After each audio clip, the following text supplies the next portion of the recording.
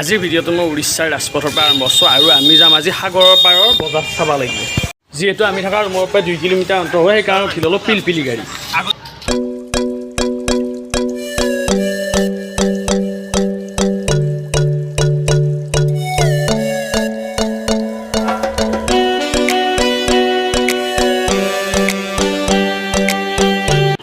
আমি আহি পালোঁ সাগৰৰ পাৰ আৰু ইয়াৰ পৰা বজাৰখন দেখাবলৈ আৰম্ভ কৰিম। এইবিলাক মাৰ্কেট বোলে 30 টকা, আমাৰ তাতে এনেই গৰুই খাই খচি গৰকি ভাঙি গ'লোঁ আৰু ইয়াতে ইমান দাম। আৰু এই বজাৰখন গধূলিহে বেছিকৈ ভাল লাগে, গতিকে মই গধূলিবেলিয়া বজাৰখন বঢ়িয়াকৈ দেখোন মাছ চাছ ওলায় আৰু বিভিন্ন ধৰণৰ সাগৰীয় বস্তুবিলাক ওলায়, গতিকে স্কিপ নকৰোঁ ভিডিঅ'টো। আৰু এয়া আহিছে মণিম কুটা সাগৰৰ পাৰত বেচে, ময়ো এটা লৈ ল'লোঁ ইয়াৰ পৰা।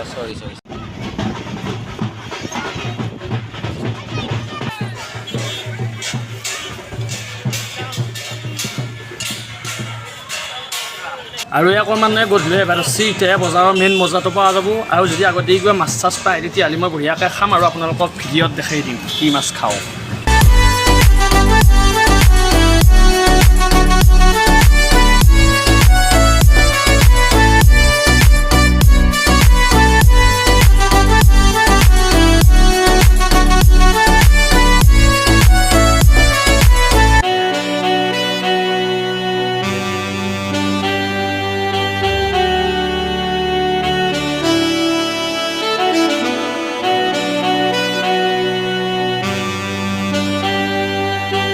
আৰু আমি যিটো মাছ বিচাৰি আছিলোঁ সেইটো মাছ পালোঁ, সেইটো হৈছে অক্টোপাছ। আৰু এইবিলাক যি আছে এইবিলাক চব সাগৰীয় মাছ।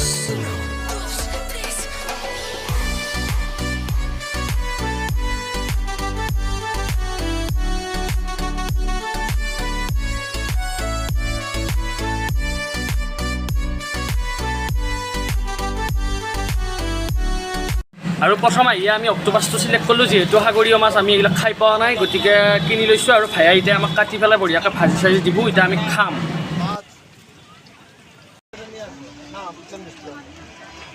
আৰু অৱশেষত আমাৰ অক্টোপাছ ভাজা হৈ গ'ল, এতিয়া খাই চাম কেনেকুৱা লাগে। অক্টোপাছ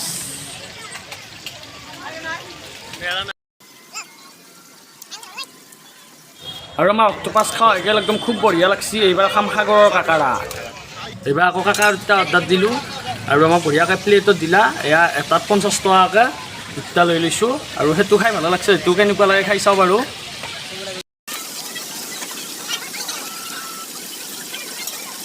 আৰু সঁচাকৈ অক্টোপাছে কাকাৰে খাই বঢ়িয়া লাগিল। এতিয়া বজাৰৰ মাজলৈকে যাওঁ আৰু যদি নতুন মাছ কিবা পাই খাম।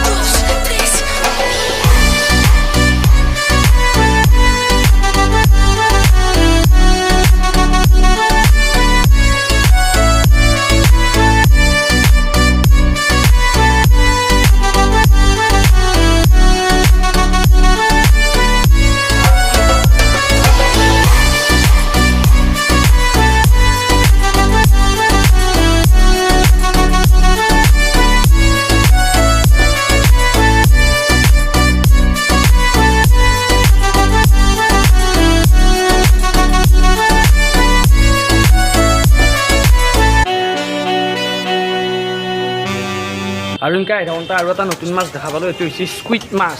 ব্লগ বনাতে ভিডিঅ' মাৰি আৰু ইয়াৰে দুটা অৰ্ডাৰ দি দিলোঁ। আগতে মানে বনাই থোৱা নথকে, যেতিয়া অৰ্ডাৰ দিয়া যায় তেতিয়াহে বনাই দিয়ে।